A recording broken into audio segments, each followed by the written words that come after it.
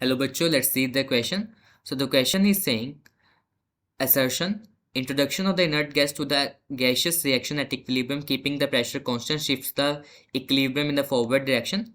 Due to reason says due to the introduction of the inert gas the partial pressure of the various reactant and products decrease. So we're gonna find out the answers. So what could be the key concept here?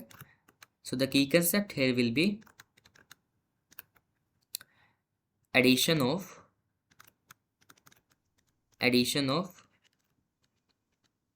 inert gas at constant pressure.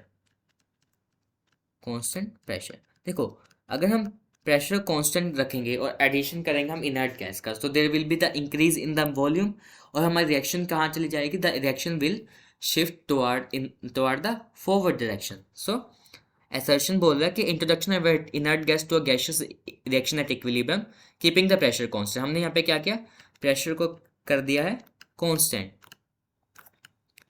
So pressure constant करेंगे तो अगर inert gas को add करें तो volume क्या होगी volume increase कर जाएगी और that's why that reaction will lead to the forward direction. अब देखो होगा क्या अगर हम वॉल्यूम बढ़ेगी इस हमारे लाइक गैस की अगर वॉल्यूम बढ़ेगी so what will happen the जो पार्शियल प्रेशर होंगे किसके रिएक्टेंट और प्रोडक्ट के वो डिक्रीज कर जाएंगे है ना क्योंकि because they are in the reciprocal manner or you can say it is in a indirectly proportionality.